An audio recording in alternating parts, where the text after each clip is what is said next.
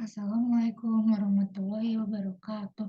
Perkenalkan, nama saya Aulia Taski, NPM 1006063197173 dari kelas E. Di sini saya akan mempresentasikan hasil tugas untuk preformulasi dan formulasi sediaan fitofarmaka kapsul anti kolesterol. Untuk agenda pada presentasi kali ini, saya akan menjelaskan mengenai sedikit tentang pendahuluan, penetapan bahan aktif utama, penetapan bahan aktif komplementer, penetapan bahan pembantu, dan formulasi sediaan kapsul fitofarmaseutika anti kolesterol.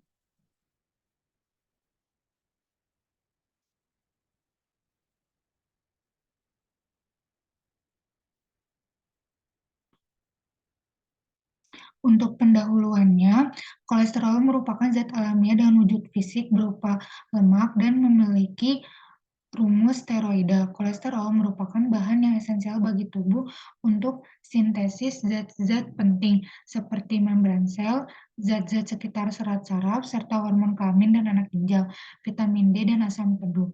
Kolesterol yang diproduksi itu terdiri dari dua jenis, yaitu ada HDL dan LDL. HDL itu adalah high density lipoprotein dan LDL itu adalah low density lipoprotein.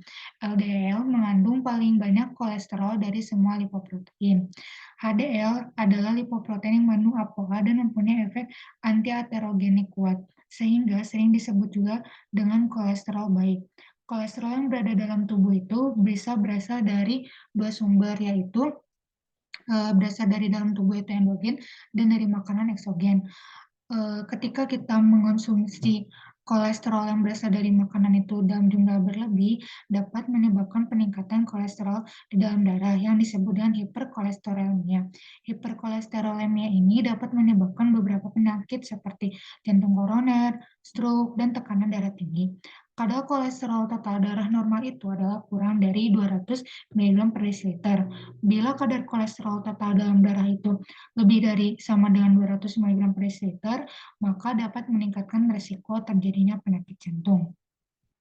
Salah satu jenis sediaan obat yang berasal dari bahan alam itu adalah fitofarmaka, di mana fitofarmaka ini merupakan jenis obat yang berasal dari bahan alam dan telah dibuktikan keamanan dan khasiatnya secara ilmiah dan uji praklinik dan uji klinik.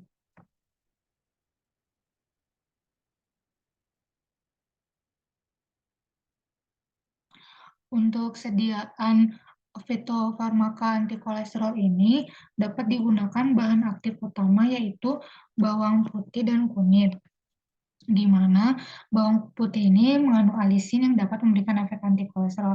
Alisin ini bekerja menurunkan kadar kolesterol dengan menghambat aktivitas enzim HMG CoA reduktase dan enzim teolase yang berperan dalam sintetis kolesterol. Selain itu, kandungan alisin pada bawang putih dapat meningkatkan sintesis HDL dan memperlambat sintesis endogen kolesterol. Dan yang kedua, bahan aktif yang kedua itu adalah kunyit. Kunyit mengandung kurkumin yang dapat menurunkan kadar kolesterol di dalam darah. Kurkumin dapat menurunkan kadar kolesterol di dalam serum darah dengan mengganggu reabsorpsi kolesterol di saluran usus melalui transporter NPC1L1. Selain itu, kurkumin juga dapat merangsang sintesis reseptor LDL yang menyebabkan sel-sel hati mengambil lebih banyak kolesterol dari tubuh sehingga terjadi penurunan kolesterol serum. Kurkumin juga dapat menghambat 3-hidroksi 3 metaglutaris CoA atau HMG-CoA yang menimbulkan efek hipokolesterolemia, di mana kedua bahan aktif utama ini memiliki efek sinergis. Jadi kedua bahan aktif utama ini jika digabungkan dapat menurunkan kadar kolesterol di dalam darah.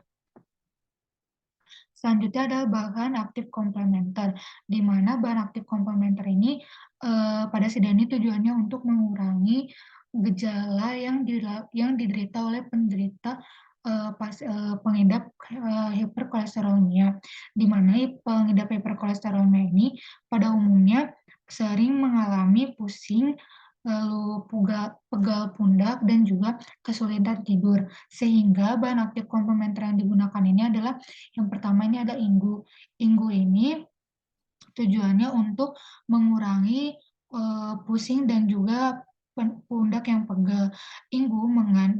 Terutama daun inggu ini mengandung steroid dan flavonoid yang memiliki efek sebagai analgesik atau anti nyeri. Steroid merangsang biosintesis protein lipomodulin yang dapat menghambat enzim fosfolipase sehingga dapat memblok jalur siklooksinase dan lipooksigenase sehingga dapat menghambat pelepasan mediator nyeri. Sedangkan flavonoid bekerja dengan cara menghambat enzim siklooksinase sehingga dapat mengurangi pembentukan asam arachidonat yang pada akhirnya akan mengurangi pelepasan mediator nyeri. Untuk mediator nyeri sendiri itu bisa seperti leukotrien, lalu juga seperti prostaglandin. Nah, untuk akar valerian ini fungsinya sebagai sedatif atau penenang. Valeria officinalis ini merupakan tumbuhan yang telah lama digunakan sebagai obat yang memiliki efek sedatif dan anti cemas di benua Eropa. Akar valerian ini mengandung asam valerenat yang bekerja sebagai agonis parsial terhadap reseptor 5-HT5A yang memiliki peran penting dalam susunan sistem saraf pusat sehingga dapat menurunkan formasi CAMP yang menyebabkan memiliki efek antidepresan serta menghambat enzim pemecah GABA sehingga memiliki efek sedasi atau penenang. Selanjutnya, untuk membuat suatu sedahan kapsul fitofarmaka, kita memerlukan beberapa bahan pembantu. Yang pertama itu adalah laktosa. Laktosa di sini berfungsi sebagai pengisi atau filler untuk mengisi massa kapsul yang digunakan dan menetapkan berat sediaan yang akan diproduksi. Bisa dikatakan laktosa ini fungsinya untuk menggenapkan dari bobot sediaan yang akan kita buat. Lalu amprotap ini berfungsi sebagai penghancur karena amprotap memiliki sifat hidrofilik yang mampu menyerap air dan membentuk pori-pori sehingga mempercepat proses waktu hancur kapsul.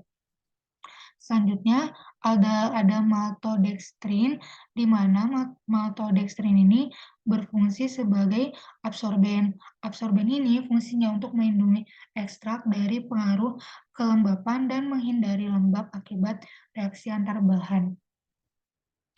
Untuk selanjutnya ada talc. Talc ini berfungsi sebagai glidan, di mana glidan ini fungsinya untuk memperbaiki sifat alir dari massa serbuk yang akan turun dari hopper menuju ruang pengisian kapsul. Dan magnesium stearat fungsinya sebagai lubrikan untuk mengurangi gesekan antara cangkang kapsul. Sehingga dari penetapan bahan aktif utama, bahan aktif komplementer, bahan pembantu, sehingga diperoleh formula sediaan kapsul fitofarmaka anti kolesterol adalah yang pertama, bahan aktif utama yang digunakan adalah bawang putih dan kunyit, bahan aktif komplementer yang digunakan adalah inggu dan akar valerian, bahan pembantunya untuk pengisi yaitu laktosa, penghancur yaitu amprotap, absorben yaitu maltodextrin, glidan yaitu talak, lubrikan yaitu magnesium stearat. Sekian yang dapat saya sampaikan, kurang lebihnya mohon maaf. Wabillahi taufiq wal hidayah. Wassalamualaikum warahmatullahi wabarakatuh.